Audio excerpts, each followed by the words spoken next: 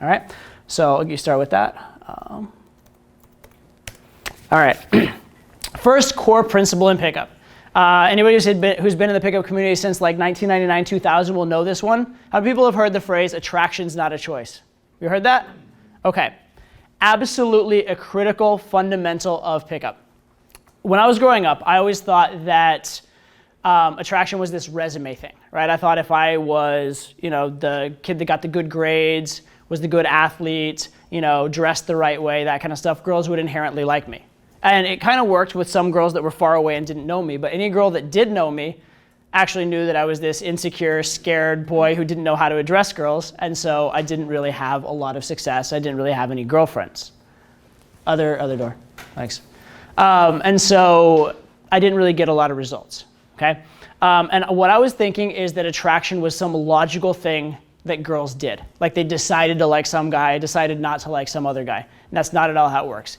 It is completely emotional, right? It is not a choice for women. Now, whether a girl will actually sleep with a guy is a choice. Whether a girl will get into a relationship with a guy is a choice, but whether she's attracted to him, absolutely not a choice. She can't choose what makes her feel butterflies, can't choose what makes her get wet, that kind of stuff. That just happens, okay?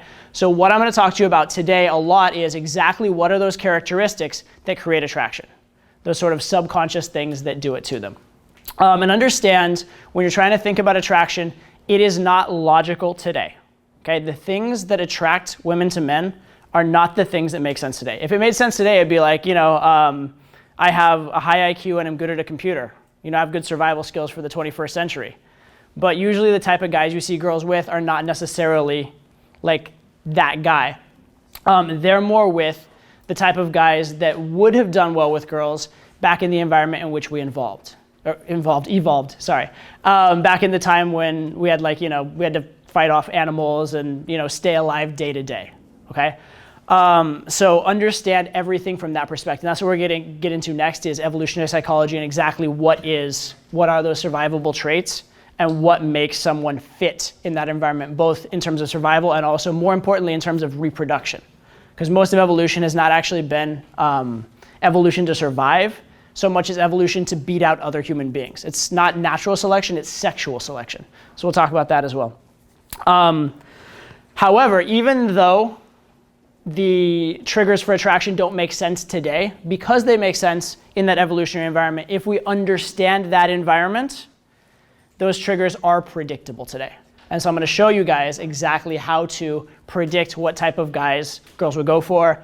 You'll understand why it is that when certain girls liked you, what it was that triggered that. When other girls didn't like you, what it was you were doing that were maybe repelling them or at least not triggering those attraction switches. Okay, so we're going to talk a lot about that. And then finally, because attraction is based on these particular switches, it's not necessarily that you have to be the tallest guy or the richest guy or the best looking guy or anything, that kind of stuff. All right, you can be those things and not trigger those switches, or you can be like a nerdy, dorky guy and trigger all those switches, right? It very much is specific things that you're doing which are creating attraction. So a big fundamental of pickup, and one of the big reasons why the pickup community exists or existed at all, is that anybody can do these things, right? Any single person can adopt the proper behaviors and women will respond to that. Because as men, we'll get into this a little bit when we get into the evolutionary stuff, but as men, we're responding to women's appearance. Because women's appearance is the fundamental characteristic that's going to lead to healthy offspring, right? If a woman is healthy and can have a healthy baby and you're a man who can provide for her, you're probably going to get kids into the next generation.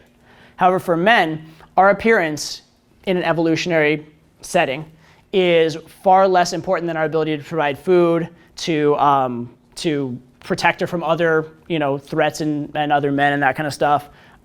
Those kind of things, or even character traits like loyalty and willingness to stay with her and take care of her. Those are actually far more important in terms of her baby's survival than appearance is, okay?